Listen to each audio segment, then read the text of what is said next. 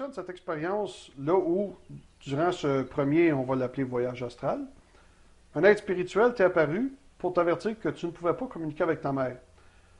Crois-tu qu'on pourrait lancer l'hypothèse que cet être-là était sous le regard de Dieu qui, même à cette époque, avait une main mise sur ta vie? Est-ce que tu interpréterais ça comme... est-ce que ça pourrait, selon toi, s'interpréter de cette façon?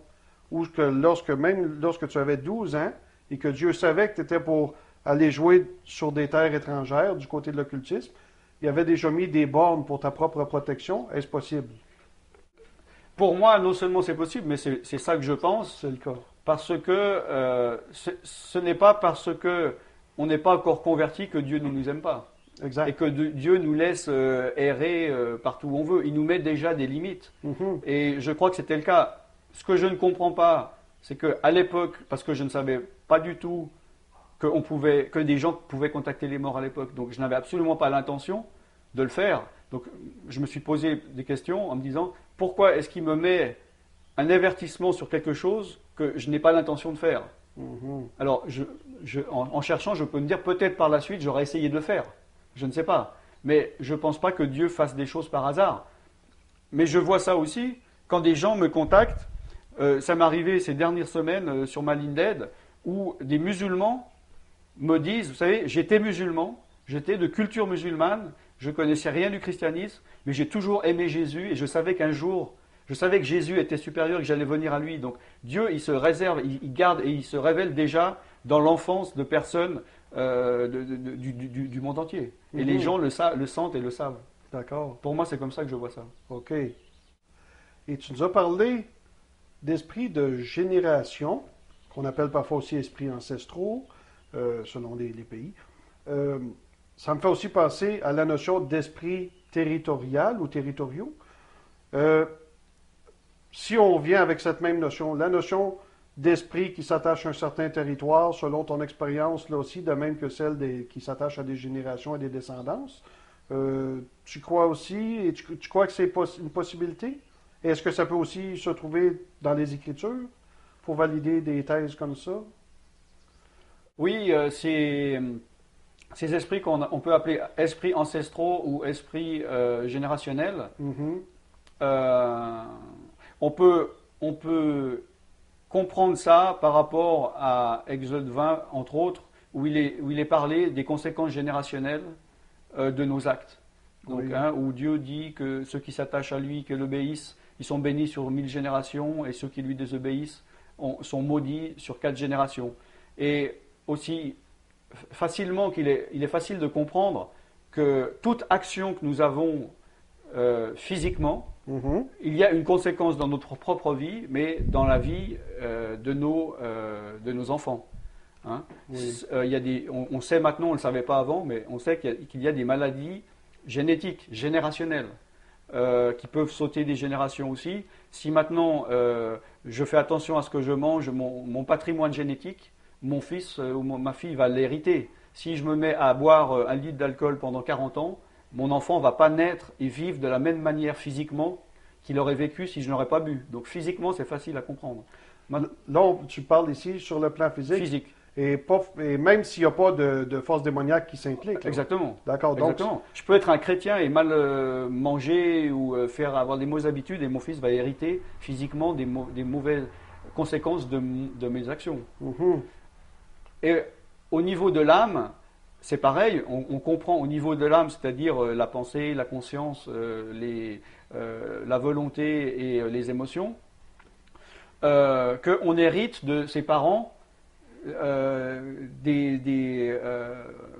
valeurs. Oui. Quelqu'un peut être colérique, on va prendre colérique. Il peut y avoir des dons musicaux. Il peut y avoir une manière de s'exprimer, il peut y avoir des valeurs. Donc, ce sont des choses attachées à l'âme qu'on hérite, on n'est pas le produit d'un hasard. Mhm. Alors, spirituellement, c'est pareil. L'esprit, il n'est pas détaché des conséquences générationnelles.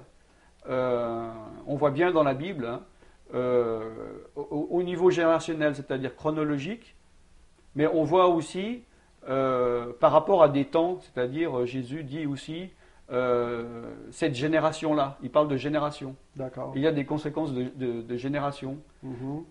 qui se passent. Et donc tout est interlié, il y a des conséquences et on ne peut pas dire qu'il n'y a pas de conséquences spirituelles. Et maintenant, c'est pour cela que, comme j'ai dit tout à l'heure, si des esprits ont le droit de rester dans une maison, une famille ou un lieu de culte ou une ville, par exemple une ville a été consacrée ou créée à cause de ou pour une entité spirituelle, elle va avoir des racines et des droits, elle va s'étendre. Là, nous voyons ça dans la Bible, dans l'exemple des deux démons Mhm.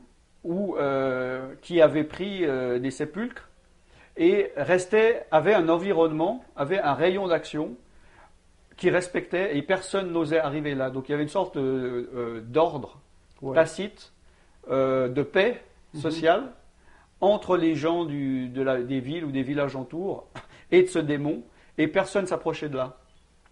Et quand Jésus est arrivé et qu'il les a chassés,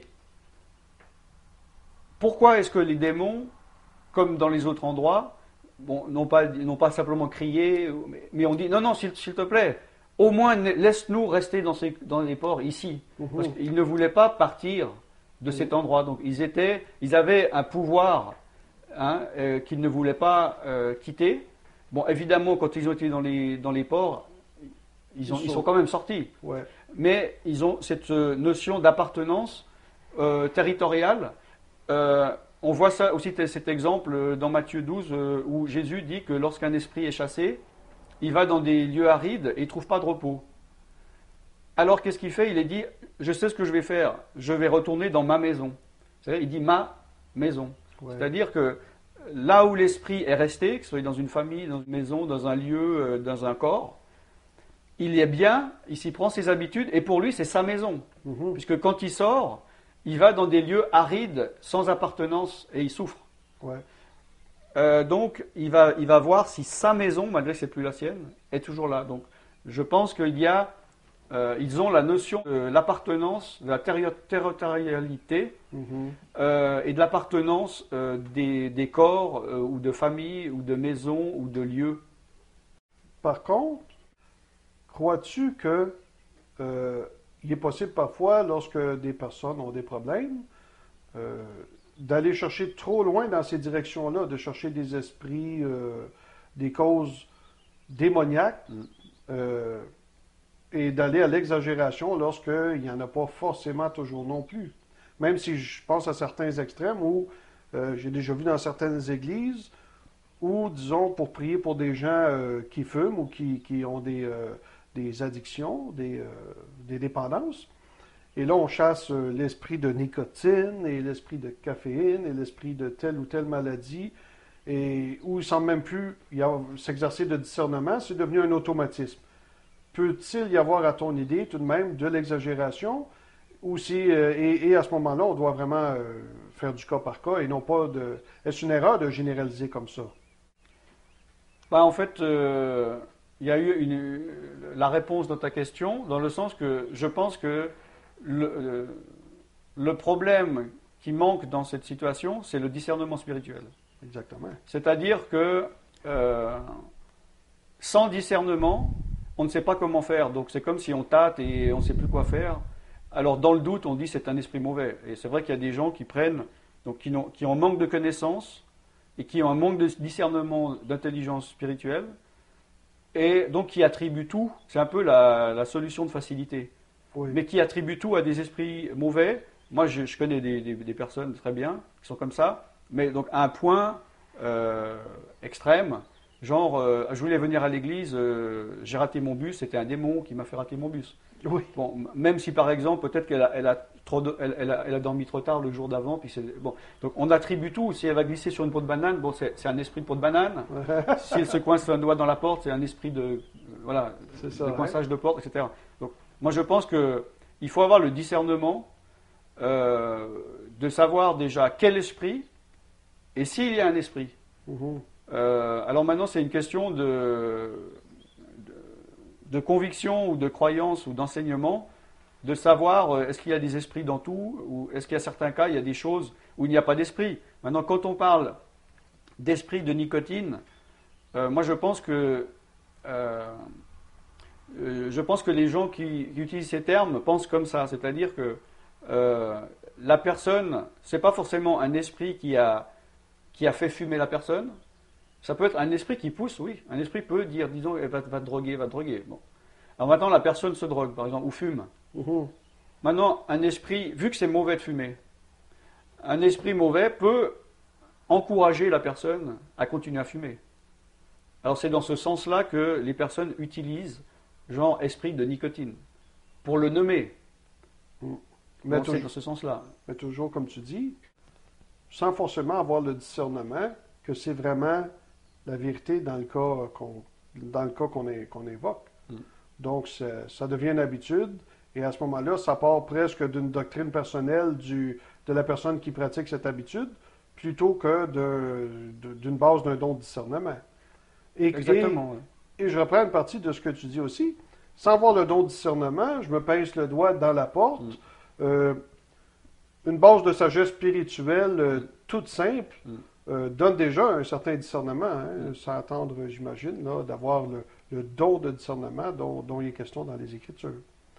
Oui, c'est vrai que si je sais, par exemple, aujourd'hui il fait un peu frais, et puis je me mets un t-shirt, puis j'attrape froid, puis le lendemain j'ai froid, je ne vais pas prier Dieu pour lui demander si c'était un esprit qui m'a rendu malade. D'accord. C'est comme ça que je vois la chose. Mais il faut avoir le discernement. Moi, je pense qu'il y a des dangers dans les deux sens.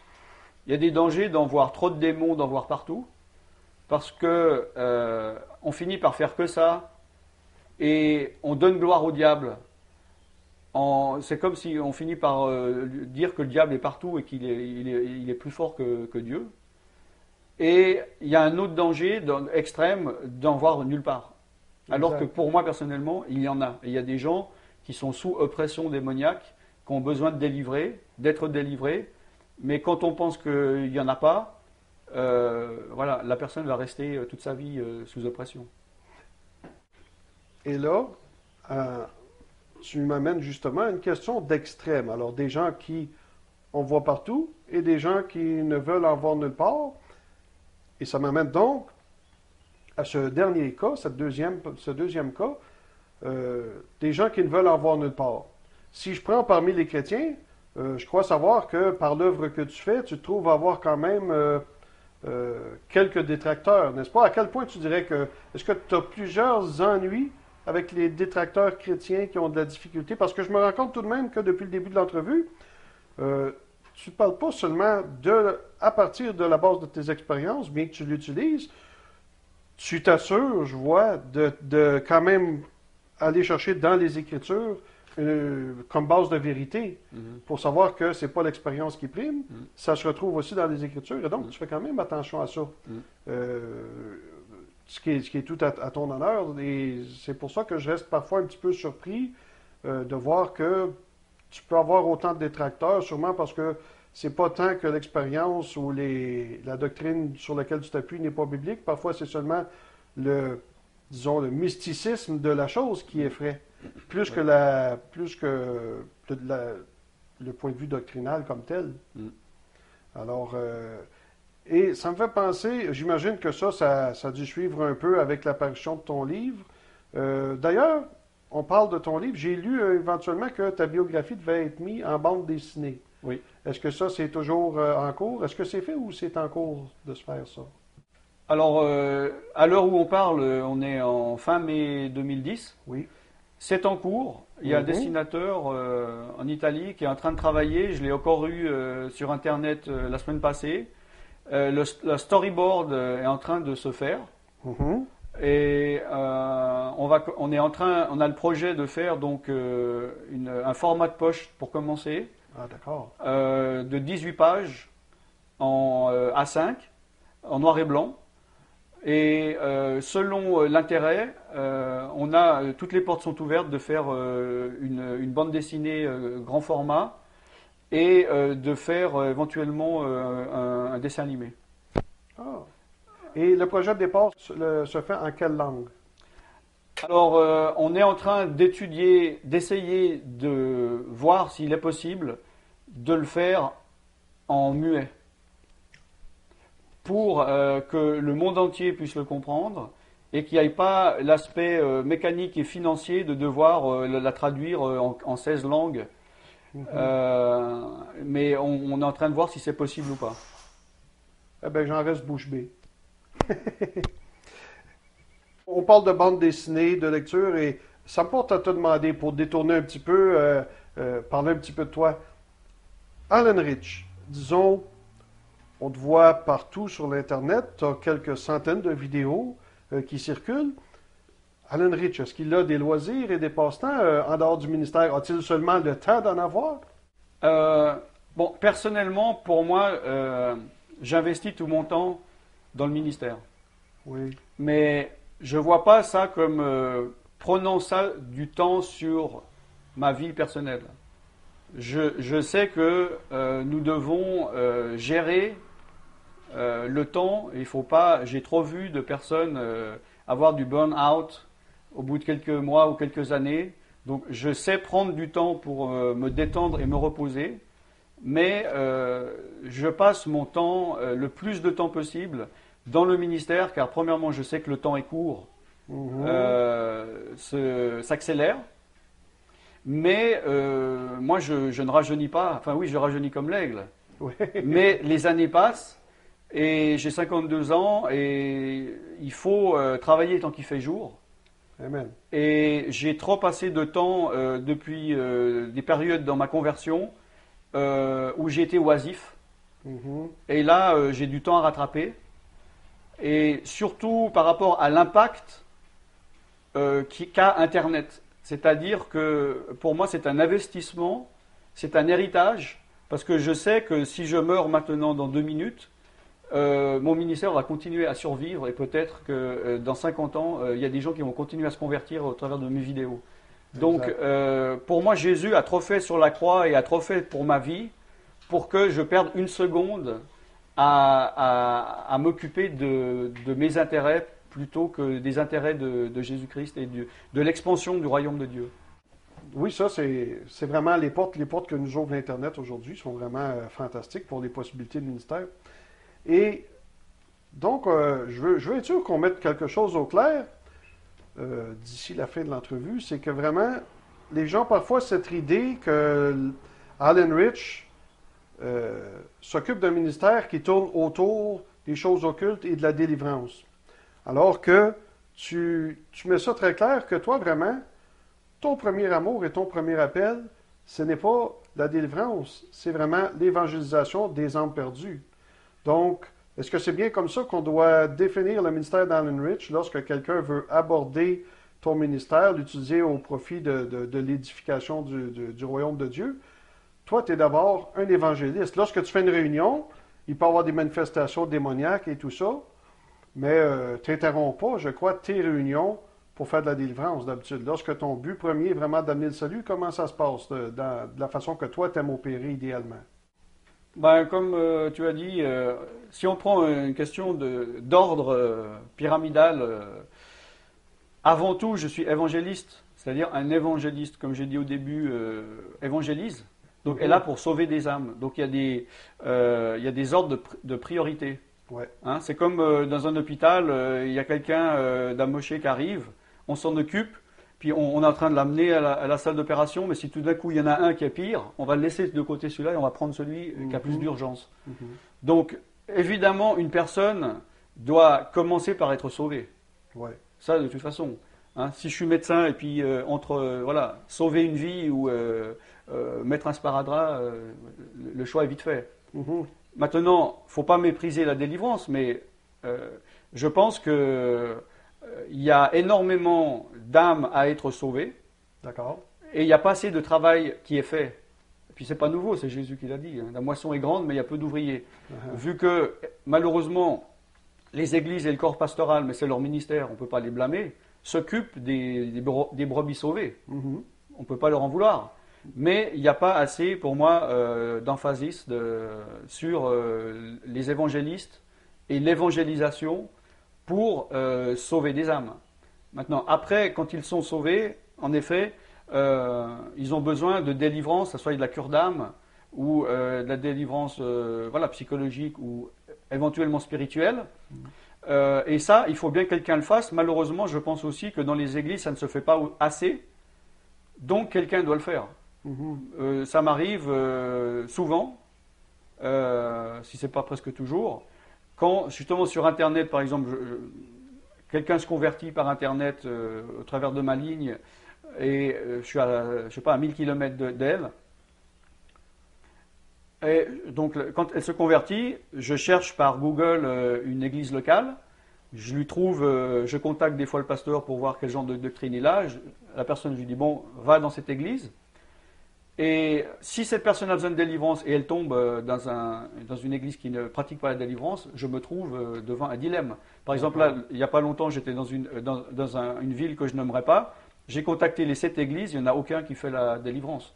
Alors malheureusement, cette personne a dû faire 700 km pour venir dans mon église pour qu'on prie pour elle, pour la délivrer. Donc ça c'est un cas de aussi, on est obligé de le faire. Si personne le fait, elle doit être délivrée. Pour moi, ce serait un sentiment de non-aide en personne en danger, de laisser une personne, oui, tu es sauvé, Jésus peut te délivrer, mais on ne la délivre pas.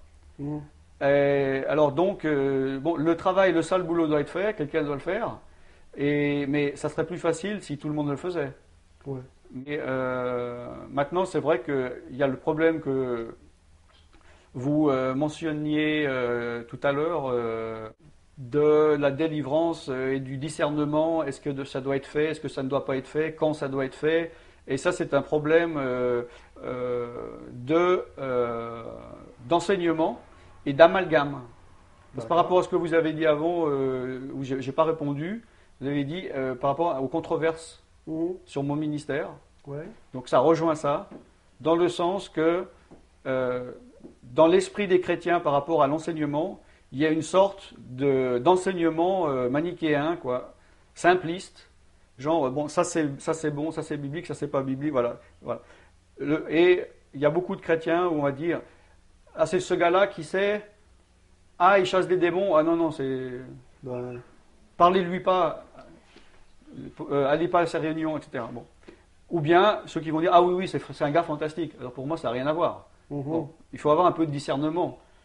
Et le problème c'est un peu il y a une guerre de chrétiens malheureusement entre ceux qui ne pratiquent rien ou qui ne sont pas pour la délivrance ou qui sont contre qu'on parle des esprits mauvais et de ceux qui parlent de ça, puis peut-être les deux sont un peu dans les extrêmes quoi, dans un sens. Et ça c'est dommage.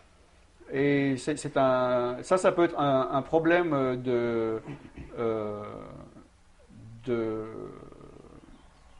un problème par rapport à l'image que je peux avoir, ou que si quelqu'un voit une vidéo où je prie pour quelqu'un qui tombe par terre, soit on me dit ah t'es un homme de Dieu fantastique, et puis la personne suivante ah je t'enlève de mes contacts, t'es diabolique parce que ce que t'as fait c'est diabolique. Parce que l'enseignement que j'ai reçu, voilà, la Bible ne dit pas que les gens, voilà, etc.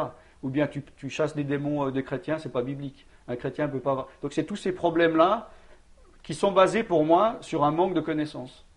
J'oserais presque ajouter que très souvent, lorsqu'on regarde dans les Écritures et que les gens tombent dans la présence de Dieu, très souvent, ils ne restent pas debout. Hein. Ils écrasent devant la puissance de Dieu et devant sa présence, et même si c'est manifesté au travers d'un ange, donc on a encore là, disons, une indication biblique là-dessus. Et puis, on parle de sujet de controverse, je vais t'en balancer, disons, un dernier, j'imaginais un peu les réunions dont tu parlais. Un sujet de controverse qui est dans l'Église, la question, est-ce que un chrétien peut avoir besoin de délivrance, donc être aux prises avec un démon, à un niveau ou à un autre? Qu'est-ce que tu en dirais? Et pourquoi? Le pourquoi de ta réponse aussi.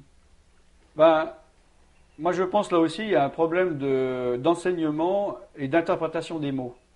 Dans le sens que la personne qui va dire le fait de chasser des démons hors de chrétiens, c'est pas biblique, c'est anti-biblique même, des personnes disent, parce qu'un chrétien ne peut pas être possédé. Voilà le raisonnement. Uh-huh. Alors, ça c'est basé sur un manque de connaissance. Pourquoi? Parce que moi aussi je crois qu'un chrétien ne peut pas être possédé. Oui, avec ce mot, posséder. Voilà, alors en général, quand il y a des chrétiens qui ont le courage de me contacter et qui me disent ça, ils me disent, moi je ne suis pas d'accord, un chrétien ne peut pas être possédé. Je lui dis, ok, quelle est la définition du mot possédé pour toi? Voilà. Déjà qu'on sache de quoi on parle. Mhm. Et en général, le gars est étonné que moi je suis d'accord avec lui. Alors la réponse à laquelle je peux poser, c'est qu'est-ce qu'une possession? À mes yeux, pour moi nous sommes composés d'un esprit, d'une âme et d'un corps. Que des esprits peuvent avoir des droits sur une des trois parties, deux ou la totalité. D'accord. Et il y a des personnes qui sont sous l'influence des pensées, où ils peuvent voir, il y a des esprits, des oppressions dans leur maison qui viennent, sans être possédés. La possession pour moi, c'est que quand un esprit mauvais prend la possession de l'esprit, de l'âme et du corps de la personne, et l'utilise un peu comme un robot, et lui fait faire des choses sans que la personne le sache. C'est-à-dire il va prendre un couteau, tuer quelqu'un, ou il va dire quelque chose qu'il n'avait pas l'intention de dire, c'est comme une force Ouais. pour lui extérieure, mais en fait elle est à l'intérieur, donc qui ne contrôle plus par moment ou toujours une partie de sa personnalité ou la totalité de sa personnalité. Pour moi, cette personne-là ne peut pas arriver à être chrétienne, et si on dit chrétien, si ça veut dire né de nouveau, baptisé du Saint-Esprit. Okay. À ce niveau-là, il ne peut plus être possédé, à mon avis. Maintenant, alors pourquoi est-ce qu'une personne chrétienne, on devrait chasser des démons hors de cette personne qui n'est pas possédée? Ou bien la question qu'on me pose souvent, qu'on me dit, c'est pas possible que l'Esprit de Dieu habite une personne et qu'un démon habite. C'est pas biblique, c'est anti-biblique. Et voilà, comment les ténèbres vivront avec la lumière, ils ne peuvent pas cohabiter ensemble, le démon ne supporterait pas le Saint-Esprit, et ça je suis d'accord avec. Pour moi, l'Esprit de Dieu habite dans notre esprit. Et quand une personne chrétienne, baptisée du Saint-Esprit, qui parle en langue, qui aime Jésus, mais qui est encore sous oppression par rapport à sa vie passée éventuellement, ou par rapport à des choses qu'on lui lance, ou sa famille, des liens qu'il a au corps, ces liens, ces esprits ont un rapport avec son âme ou son corps, et non pas son esprit. C'est-à-dire que la plupart des oppressions spirituelles qu'une personne a, c'est un rapport avec son âme, c'est-à-dire c'est un rapport avec ses pensées ou ses émotions. La personne va dire « je suis oppressé, ça ne va pas, j'ai des angoisses », ou « j'ai ces pensées qui me passent par l'esprit impur, d'où ça vient, ça ne vient pas de moi ». Donc tout ça c'est au niveau de l'âme. Ou bien au niveau du corps, en disant, voilà, j'ai de l'eczéma, ou là j'ai une mal, les médecins ils disent, c'est pas possible que vous ayez mal, on ne comprend pas d'où ça vient. Bon. Ou bien, voilà, donc des choses comme ça,